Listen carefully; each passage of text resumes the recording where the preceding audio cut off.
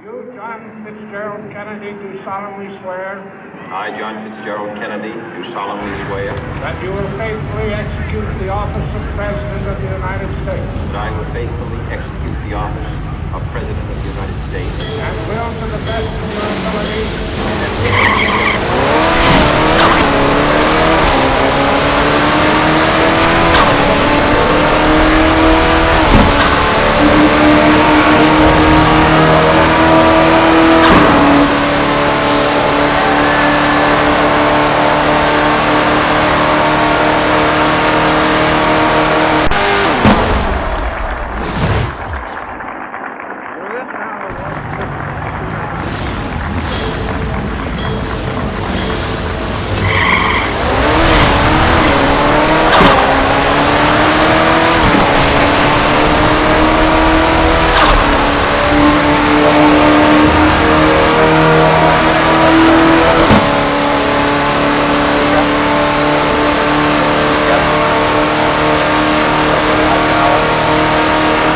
Vice President Nixon, President Truman, Reverend clergy, fellow citizens.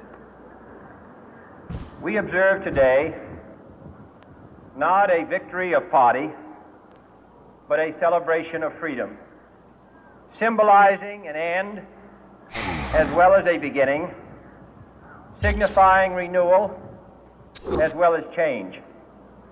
For I have sworn before you and Almighty God the same solemn oath our forebears prescribed nearly a century and 3/4 ago.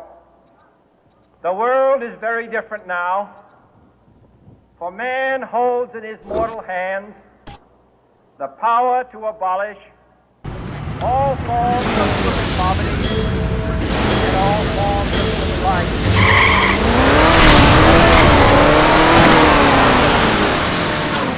For which our forebears fought are still at issue around the globe. The belief that the rights of man come not from the generosity of the state, but from the hand of God. We dare not forget today that we are the heirs of that first revolution. Let the word go forth from this time and place to friend and foe alike, that the torch has been passed.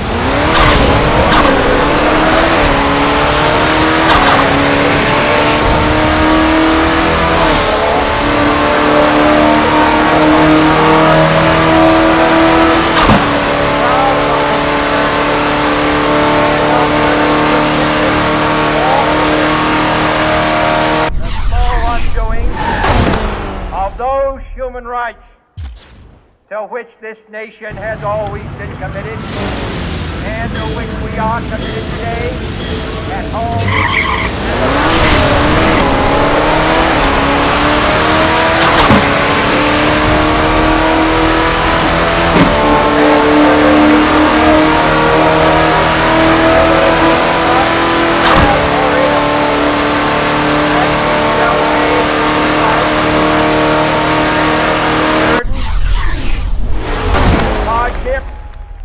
Support any friend, oppose any foe to assure the survival and the success of liberty.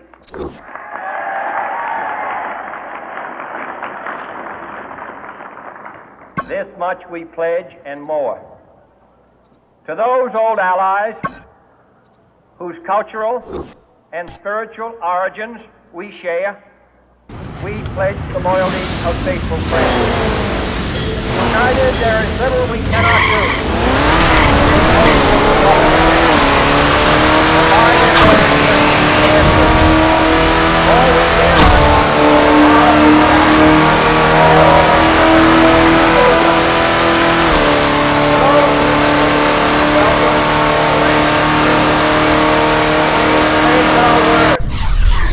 That one form of colonial control shall not have passed away, merely to be replaced by a far more iron tyranny. We shall not always expect to find them supporting our view, but we shall always hope to find them strongly supporting their own freedom, and to remember that in the past, those who foolishly sought power by riding the back of the tiger ended up inside.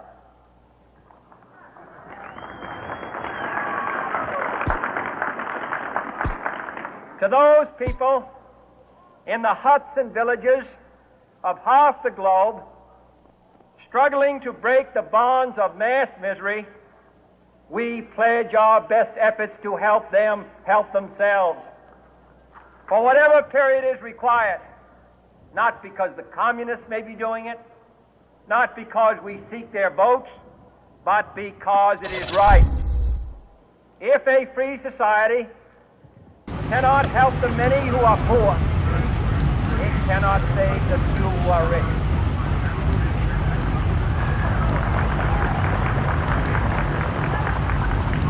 To our sister republics, south of our border, we offer a special pledge to convert our good words into good deeds.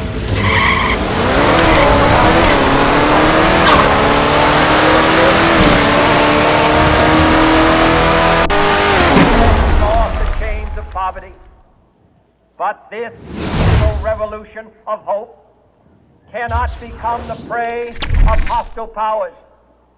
Let all our neighbors know that we shall join with them to oppose aggression or subversion anywhere in the Americas. And let every other power know that this hemisphere intends to remain the master of its own house.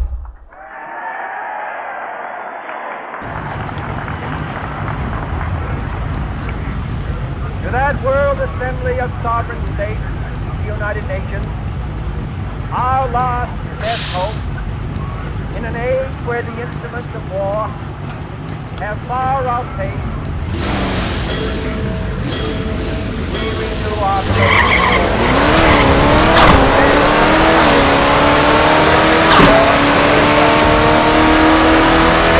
shield of the new and the weak, and to enlarge the area in which its writ may run. Finally, to those nations who would make themselves our adversary, we offer not a pledge, but a request that both sides begin anew the quest for peace. Before the dark powers of destruction, unleashed by science, engulf all humanity in planned or accidental self-destruction. We dare not tempt them with weakness, for only when our arms are sufficient beyond doubt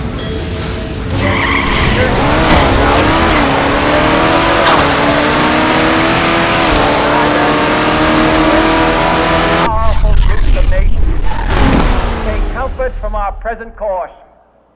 Both sides overburdened by the cost of modern weapons, both rightly alarmed by the steady spread of the deadly atom, yet both racing to alter that uncertain balance of terror that stays the hand of mankind's final war. So let us begin anew, remembering on both sides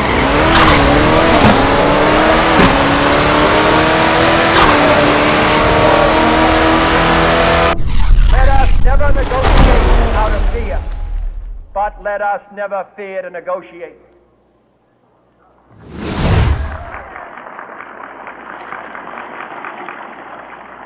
Let both sides explore what problems unite us, instead of belaboring those problems which divide us.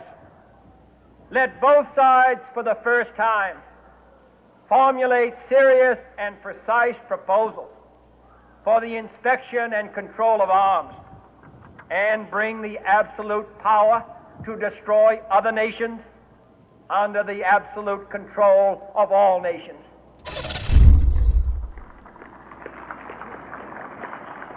Let both sides seek to invoke the wonders of science instead of terror. Together let us conquer the desert, eradicate disease, tap the ocean depth, and encourage the arts and commerce. Let both sides unite to heed in all corners of the earth the command of Isaiah to undo the heavy burden and let the oppressed go free.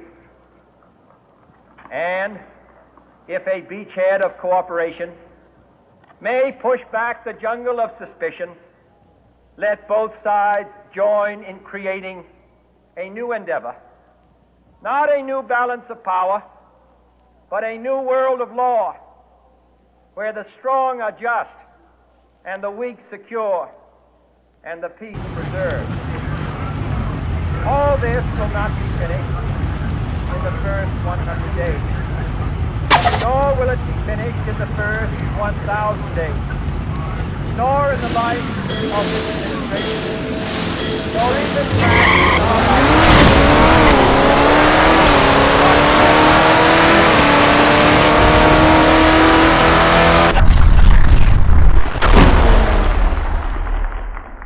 In your hands, my fellow citizens, more than mine, will rest the final success or failure of our cause. Since this country was founded, each generation of Americans has been summoned to give testimony to its national loyalty. The graves of young Americans who answered the call to service around the globe. Now the trumpet summons us again, not as a call to bear arms, though arms we need, not as a call to battle, though in battle we are, but a call to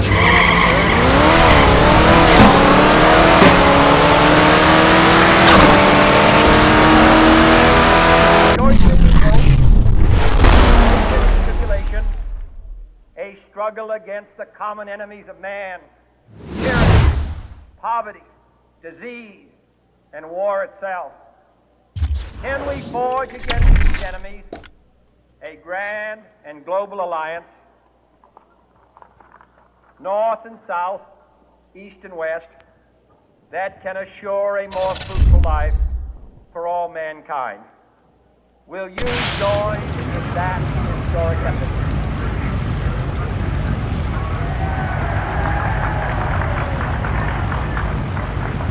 In the long history of the world, only a few generations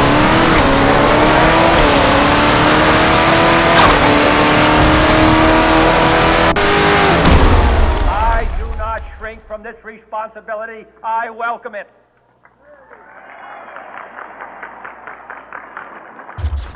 I do not believe that any of us would exchange places with any other people or any other generation.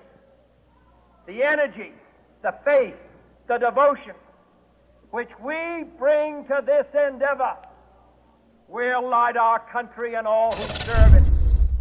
And the glow from that fire can truly light the world.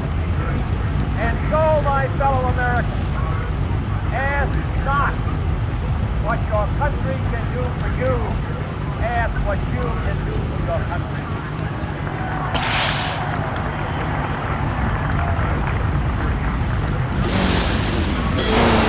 My fellow citizens of the world,